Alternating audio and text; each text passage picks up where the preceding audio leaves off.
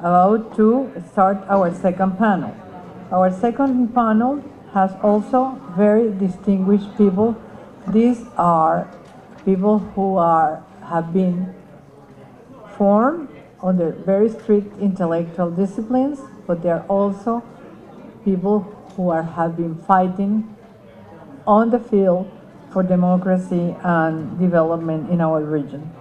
We have Maria Werlau, who is the president of the board of the Cuba Archive and is executive director, is a consultant in private practice, a policy analyst, and author of wide-ranging writings on Cuban affairs, formerly a second vice president of the Chase Manhattan Bank. We have Ambassador Bosco Matamoros from Nicaragua, who served in a number of diplomatic posts on behalf of Nicaragua. He was minister and permanent representative of Nicaragua to the Food and Agriculture Organization in the United States. We have Ambassador Diego Arias Salicetti. He's a politician, a diplomat, a former Venezuelan permanent representative to the United Nations, where he, as president of the Security Council, created a formula by which the Security Council can consult non-state actors in order to enhance its understanding of a given problem or conflict, and thus has baptized as the ARIA formula. Thanks to Ambassador Aria, very many freedom fighters have been able to pose questions to the Security Council and bring the causes to the Security Council. He was also the only real governor Caracas ever had. So, and then we have Carlos Sanchez Berzain, which is a lawyer and expert in constitutional law. He has a master's in political science and a master of sociology, political scientist. He's the founding member of the Bolivian Juridical Ateneo. He's a professor of constitutional law and public international law. He has been Minister of State of the Republic of Bolivia 5 times, congressman and opposition leader, and he's the founder of the Interamerican Institute for Democracy, for which we are very, very grateful in Miami, because it has turned into a space to analyze, debate, and also to advocate the cause of freedom and progress in the Americas. So, without any more, let's start with our second panel, and I am going to give the floor to Maria Werlau. Maria, please. Thank you. Thank you for inviting me. Thank you for being here. It's a real challenge to summarize in 10 minutes more than 60 years of history. A very long and detailed paper will follow. A rough draft is available. It has a lot of the data and evidence I cannot mention, with 127 citations and elaborations to date. So forgive me for reading and for maybe being a bit overwhelming, but there is a lot of ground to cover. The paper provides evidence of how and why Cuba is not just a historic but present threat to peace, stability, democracy, and prosperity in the Western Hemisphere and globally, and especially to the interests and security of the United States. And by the way, based on the panel before, certainly the inspiration and sponsorship of the Bolivian model that was so described. We'll get more into that. The Castro brothers' long-standing hatred of the United States, secret Marxist-Leninist convictions, and commitment to impose a totalitarian communist regime in Cuba and expand it to other countries predates their rise to power on January 1st, 1959. And this has led to a consistent pattern pre- and post-Cold War.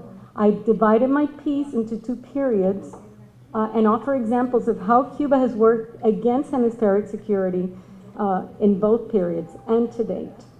What are the highlights of the Cold War period? Almost as soon as it took power, Cuba not only subjugated its populations through terror and deceit, but also launched armed incursions to subvert neighboring countries.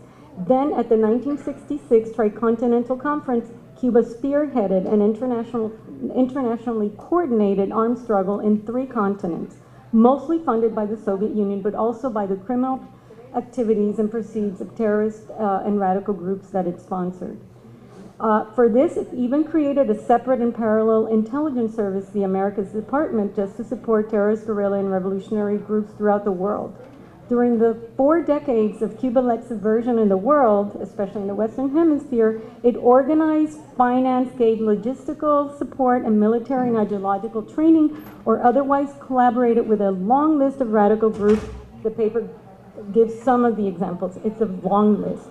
Even in the United States, it sponsored groups like the Black Panthers and 2 Puerto Rican nationalist groups that attacked the United States in major cities and killed 5 U.S. citizens. In Latin America, a long list of groups, including the Colombian FARC, in the Middle East, the PLO, in Europe, ETA, IRA, etc. Red Brigades in Italy, Red Army faction in Germany. It sent troops to Syria during the Yom Kippur War of 1973. It sent trainers and advisors to Vietnam, Laos, and Cambodia. In Africa, it intervened militarily with troops or trainers and advisors in so many countries I cannot even name them.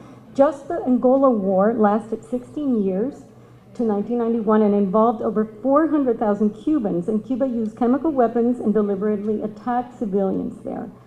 The toll, 500,000 to 1 million Angolans died, and today Angola continues in the Cuban orbit, which was the purpose of Cuba's intervention. Cuba participated and set off costly wars in Nicaragua, Colombia, El Salvador, Guatemala, Peru. This all led to military dictatorships in many countries in Latin America and to the U.S. invasions of Dominican Republic, Panama, and Grenada to save the hemisphere. Post-Cold War, after the fall of Soviet communism, Cuba reframed, revived, and coordinated the radical left and initiated a neo-communist crusade, creating the Foro de Sao Paulo and directing its transformation into a centralized political command structure to secure financial support and guide and control the takeover of other countries, particularly in the Western Hemisphere. The goal is a radical Marxist-Leninist transformation of society by obtaining power through elections. Thus, the armed struggle was abandoned in 1993, at least overtly, and then subvert liberal democratic states from within. The plan is for inter-American social, political, ideological, economic, and security military integration under what they named the 21st century socialism. The strategy is strongly anchored on cultural hegemony at the national level and the creation of an international criminal network that was talked about somewhat in the first panel. Because Cuba's key weakness is its parasitic economy, it only produces misery, and that has been also consistent. It must rely on external sources of financing from other countries and a vast criminal terrorist network. Thus, the system is expansionist by nature. A FORA member, just to give you some ideas of the continuing threat, a FORA member is poised to be elected president of Mexico, and the normalized FARC is following the FORA model as blueprint and is poised to take control of Colombia. The paper has Fidel's recipe that is really worth reading, based on the testimony of the former head of PDVSA, who had a long meeting with Fidel, on how this transformation is to take 30 years as a means of political and economic domination. It's a gem to see that. That interview is famous in the internet, but I have never really seen it translated to, the points translated to English. Some things never change. Cuba is the same pre and post Cold War. It has consistently displayed its nature and egregious actions. First, in crimes against U.S. citizens, I give a number of examples that are rarely mentioned. And just remember, the background is during the October missile crisis, Fidel Castro asked the Soviet Union to launch a preemptive strike on the United States. Fortunately, a Holocaust was avoided, but even Nikita Khrushchev, the Soviet premier, was frightened by Castro's request. By the way, also supported by Che Guevara, and he has said so publicly soon after the missile crisis. So Cuba has put through firing squad and extrajudicial executions 21 citizens, is responsible of the first ambassador murdered in office in 1968 in Guatemala by a local guerrilla group supported by Cuba. Cuban advisors tortured our POWs in Vietnam. Cuba imprisoned recently a USAID contractor for attempting to bring internet connectivity to the Jewish community in Cuba. And it is likely, if not certainly, behind the attacks of an undetermined nature of at least 24 diplomats and family members of the United States and Cuba in Havana. In some cases causing serious brain injuries and permanent hearing loss. This occurred as recently as 2016 and 17. Cuba has continuing alliances with rogue states. You have heard some of that. I go into detail. I mean, this is not just an essay, this is facts. Venezuela is the crown jewel of Cuba's decades-long attempt to take over the region. The paper goes into the size and scope of the huge intervention and occupation of Venezuela. Its expansion to 11 member states in Latin America and the Caribbean of the ALBA, the Bolivarian Alliance, and through radical parties and organizations all over the region. Brazil, Argentina, and Chile are prime targets. Cuba, in late 2001, I authored a piece that described non-classified information strongly indicating that Cuba had offensive biological and perhaps chemical weapons. In 2002, the U.S. government confirmed its concerns that Cuba had at least a limited offensive biological warfare research and development program, know-how that it might be passing to other rogue states. Regarding North Korea, 2 highlights of the strong alliance. Findings in the U.S. search for weapons of mass destruction in Iraq provided evidence of North Korean missiles going to Cuba, and in 2013, Cuba was found guilty by the United Nations of smuggling arms to North Korea. Regarding Iran, the Cuba-Iran connection is very long and strong, with at least 12 cooperation agreements that include dual-use biotechnology and nuclear development, and since 2005, Iran has provided Cuba with loans over 1 billion euros.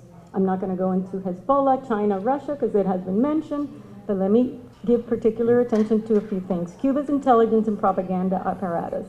Cuba has poured enormous resources for decades into its intelligence services and propaganda apparatus, directed at penetrating and influencing the outside world, and in particular the United States. It has a formidable intelligence and counterintelligence force that is considered among the best in the world. The main targets continue to be the United States and the recruitment of U.S. citizens. It has achieved, or they have achieved, high levels of penetrations and influence in the U.S., including in academia, the media, and even the highest levels of our government, with several examples of convictions or indictments at the highest level at the Defense Intelligence Agency, Department of State, Immigration Service, and in academia. The Cuba's Directorate of Intelligence manages an estimated 5,000 intelligence relations in the United States, of which 60% or around 3,000 are estimated to be full agents. In addition, it could have planted around 2,500 illegals, persons with assumed identities, and deep cover moles with long assignments. I'm out of time, but give me 2 seconds to mention a few things.